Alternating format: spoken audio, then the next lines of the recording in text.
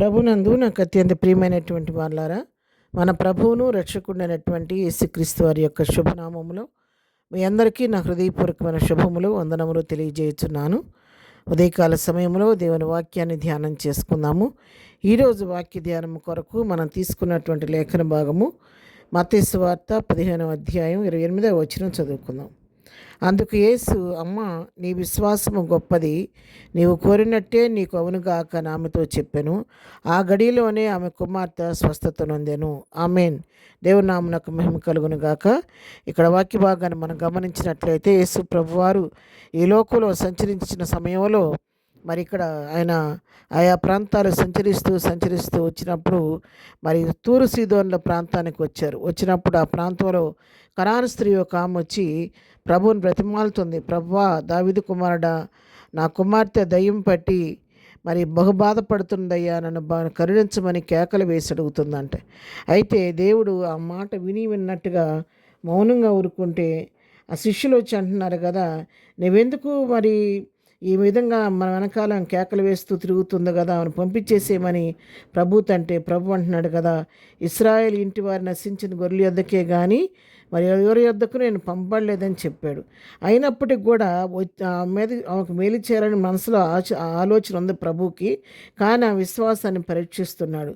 ఆమె వచ్చి ఆయన మొక్కి, ప్రభువా నాకు సహాయం చేయమని అడుగుతుంటే ప్రభు అంటున్నాడంట, పిల్లల రొట్టె తీసుకొని కుక్క పిల్లలకు వేయట యుక్తము కాదని అన్నాడు. ఆ మాట అంటే మనమైతే ఎంత రోషం తెచ్చుకుంటాం. నన్ను కుక్కతో పోలుస్తావా, కుక్క పిల్లలకి ఏటువని అంటున్నావా అని ఎంతో కోపం తెచ్చుకుని, కానీ ఆ మాటకు కూడా ఏమాత్రం కోపం తెచ్చుకోకుండా, రోషపడుకోకుండా ఆమె అంటుందంటే, నిజమే ప్రభువా, కుక్క పిల్లలు మరి తన యజమానులు బల్ల మీద నుంచి పడిపోయిన ముక్కలు అవి తింటాయి కదా, మరి నేను కూడా కుక్క పిల్లనే అనుకో, నేను కూడా నీకు బిడ్డగా వచ్చాను. నీ బిడ్డలకి ఈ ఇంటి వారికి, ఇశ్రాయేల్ ఇంటి వారి కొరకు నువ్వు వచ్చావు, కానీ నన్ను కూడా కుక్క పిల్లలాగా బల్ల మీద పడిపోయి కింద పడిపోయిన రొట్టెలు కుక్క పిల్లలు తిన్నట్టుగా ఆ విధంగా నా పైన కరుణ చూపించమని అడిగితే ఆమె చెప్పిన సమాధానానికి ప్రభు చెల్లించిపోయి అంటున్నాడు కదా. వెంటనే అంటున్నాడు యేసు, అమ్మా, నీ విశ్వాసం చాలా గొప్పది, నీవు కోరినట్టే నీకు అవుద్దని చెప్పినప్పుడు ఎప్పుడైతే ప్రభు ఆమెతో ఆ మాట చెప్పాడో ఆ గడిలోనే తన కుమార్తె స్వస్థతను పొందిందంట. ఇక్కడ దేవుడు ఆమె విశ్వాసాన్ని పరీక్షించి వెంటనే తన కుమార్తెకు స్వస్థతను కలుగు చేశాడు. ఎందుకంటే విశ్వాసం అనేది లోకాన్ని జయించినటువంటి విజయం అని దేవుని వాక్యం సెలవిస్తుంది. ప్రియులారా, మన విశ్వాసం మనలో ఉంటే, ఆ విశ్వాసం గొప్పదైతే మనం అద్భుతాలు, ఆశ్చర్యకరాలు చూడగలుగుతాం. అందుకే ఆవగింజ అంత విశ్వాసం మీలో ఉంటే ఈ కొండను ఎత్తి సముద్రంలో పడమంటే అది పడుద్ది అని చెప్పి దేవుని వాక్యం సెలవిస్తూ ఉంది. కాబట్టి విశ్వాసం అనేది మరి మనలో ఉంటే ఎన్నో అద్భుతకార్యాలు, ఆశ్చర్యకార్యాలు మన జీవితంలో చూడగలుగుతాం. కాబట్టి అన్నిటికంటే ముఖ్యంగా మన విశ్వాసాన్ని మనం జాగ్రత్తగా కాపాడుకోవాలి.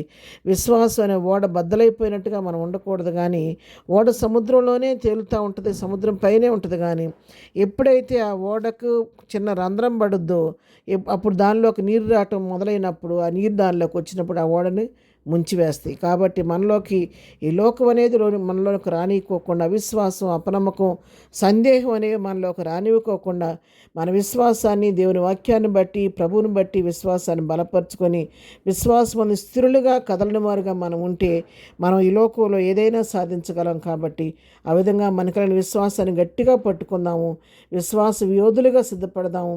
ప్రభు దగ్గర అడిగి విశ్వాసంతో ప్రతిదాన్ని పొందుకొని ప్రభు కృపలో బలపడి ముందుకు సాగిపోదాం. ప్రార్థన. ప్రేమగల తండ్రి, పరిశుద్ధులైన మా ప్రియ ప్రభా, నీ పరిశుద్ధ పాదములకు వందనాలు. ఉదయకాలం మాకు ఇచ్చిన శ్రేష్టమైన వాక్యభాగాన్ని బట్టి నీ వందనాలు. కనాను స్త్రీ ఎంతో విశ్వాసంతో ప్రభువుని వెంబడించినప్పుడు, అడిగినప్పుడు తన స్వస్థత పొందుకొని తన కుమార్తెకు విడుదల కలిగిందయ్యా, నీ స్తోత్రాలు. మాకు కూడా అటువంటి దృఢమైన విశ్వాసం కలుగు చేయండి. విశ్వాసమును స్థిరులుగా కదలవారుగా మమ్మల్ని ఉంచండి ప్రభా.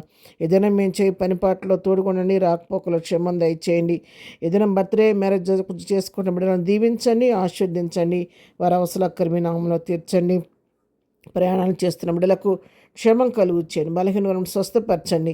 ఎవరే సమస్యలో ఉన్నా నీ నామంలో తీర్చి ప్రతి వారి అవసరాలు అక్కర్లు ఈ కృపా మహదేశంలో తీర్చి వారి నోటి నవ్వు కలుగు చేయమని, ప్రతి వారి అక్కర్లు మీ నామంలో తీర్చమని ఘనత, మహిమ, ప్రభావాలు మీకు ఆరోపిస్తూ వెచ్చిస్తూ మనం తగ్గించుకుంటూ యేసునామంలో ప్రార్థించడి పొందుకొని ఉన్నాము తండ్రి.